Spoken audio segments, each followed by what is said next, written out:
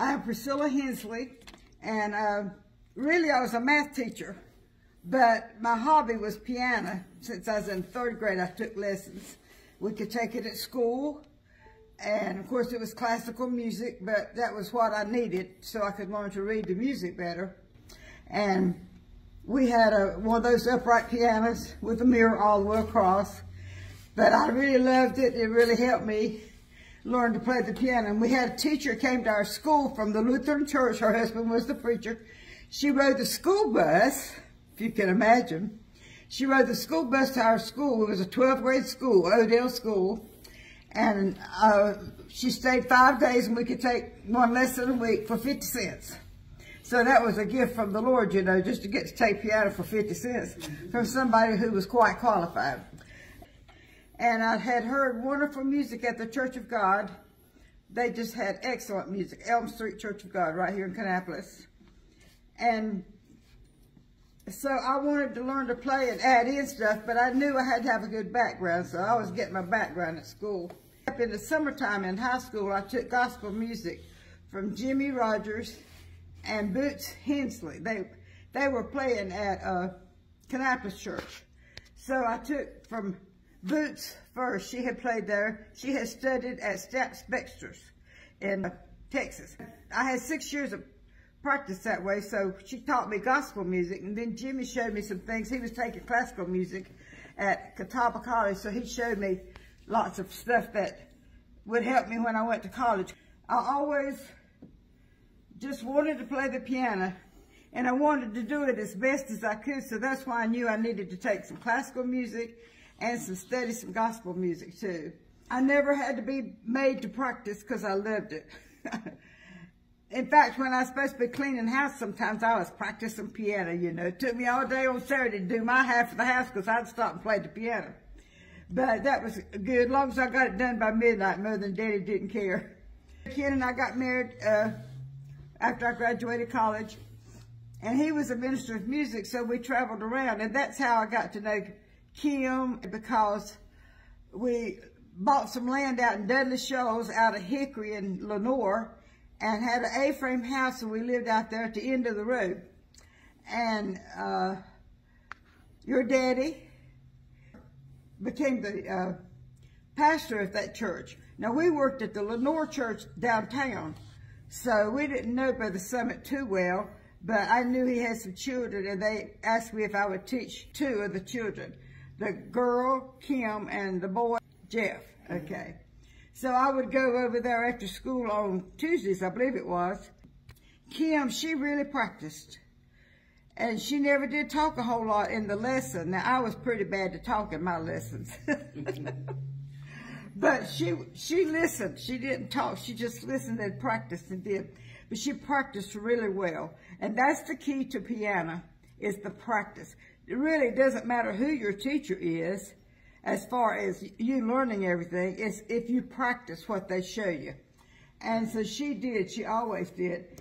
And she was always so polite and nice. It was just a joy to get there and teach her. What is amazing to me about piano anyway is you're playing with both hands, but your hands are made backwards of each other. And you're doing one different thing with the left hand and a whole different thing else with the right hand. So you know it works on your mind if you don't practice. So that's why you have to learn one hand first and learn the other hand, and then put them together little by little till you get the gist of what's going on. But Kim, she always practiced, and she knew everything I ever assigned her. She didn't ever fuss about it or nothing. She just seemed excited to learn it. But she didn't show her excitement too much, you know. She was always calm, cool, and collected. But I could tell she was learning it well because she did so well with it. We moved away, and they moved too. And I didn't get to hear her play because we moved to New Mexico and Hawaii and all them places to pastor. But one year, and her husband was singing a solo, and I got to hear Kim play. And it was the thrill of my life. I just happened to be where I could see her play, and I watched her do all things just like she's supposed to. But she was letting the Lord bless her too, you know. I couldn't believe that she had progressed that much. during that time, but it was several years. But having to do it at church, she played at church, and I know she was really faithful. She was just that kind of a person. She set her mind she was going to do it right. I don't know that she even knew I heard her, and I didn't know I was going to get to it. Now, playing piano is not so simple as some people think it is. That's why it's slow when you first start, because you got to coordinate your hands. The right hand's doing all this high register in the middle, going a different way from the left hand doing the low register. And they don't even play the same notes on the paper. The right hand is 2 steps higher than the left hand.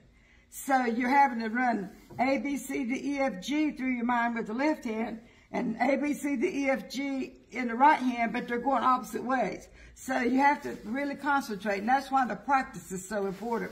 But see, I never had to get on to Kim for not practicing, because she always practiced, and she always knew her lesson. And it was just a thrill to teach her, more than most kids that you teach sometimes. But when I got to hear her play, I just cried. I couldn't help it. And I was really thrilled that she had progressed so much during the years, because I hadn't got to hear her. The reason I like teaching piano lessons for kids that I know is going to go somewhere with it. Now, if they just sat around and fiddled, that didn't do me no good at all. But if they practiced and I could see them headed somewhere, that just really blessed me a lot and made it worth it. Now, you know, the classical music will get your fingers going really good and get your mind going good and your eyesight going good. But when you put it to the page of words that's blessed by the Lord, that's when it's worth it. And nothing thrills me any better than playing a good song that's the Lord's song, and it touches my heart. And you know, that makes it worth everything. You're not just playing to be heard of people. Lots of people play to be heard, but I just want always to worship the Lord and lead others in worship. Kim, I know she realized early on, and her family did too, that she had a ministry in her playing, and her attitude reflected it. That's half of the battle, is the attitude that a person has. They can play really, really good, but have a rotten attitude. You don't even care to hear them, you know, because they can't bless nobody like that. But she always had a good attitude, and why would you want to play and not minister? Play just to be heard of people, well, that's no blessing. Right. You know, you appreciate their thank yous, and they like what you played and everything. But to know that God evaluated you, that's what means so much. And to realize that she is now playing for churches, and that was the whole goal, to play for churches and weddings and things like that. Somehow she married a preacher, and I don't know that story, but I'm sure it was arranged by the Lord, because she could play and she could bless his ministry, and he has a nice voice too. So I'm sure that God put all that together too. One word to describe Kim and the piano is dedication. That was the secret. Her dedication to God, her dedication to the church, her dedication to practicing. You can't be much without practice. But piano, to bless the Lord and lead people in worship, is such a wonderful thing that people can do for God's ministry, and it helps so many people. And it motivates children. See, children have to be motivated to want to learn too. Because I remember I sat back the right-hand side of the church. We sat about 4 pews down. That's the side where the piano player was, and that's the reason I wanted to sit on that side, so I could watch, because you can learn so much by watching people's movement on the keyboard and all. And especially after you learn chords. And when you learn chords, that puts all of it together. It shows you what notes to go together really good. To play in church is a great blessing. And I never forget one Sunday, we had this handsome couple. They hadn't been married very long, and they were not Christians, but they came to church. And one Sunday, we was playing What a Friend We Have in Jesus. And this couple that we had been praying for got up during that offering and came down and got saved. And I thought, now that is really something, that the Lord touches people through the music during the offering. Right. But then when you get to thinking about it, it's all offerings to God, you know. And I just thought that was really wonderful. And I've expressed that so many times to people who were not Church of God, but to people who I don't even sure if they were Christians or not, sometimes. But, you know, we should express the blessings that God's given us. And that was a blessing that Sunday for us to get to see them pray through to the Lord. Because she kept me motivated. And then to her family, because they were so nice to me. And we all lived way out in the country. If anybody could find us, it was a miracle way out there. But we were there and enjoyed each other's presence so much.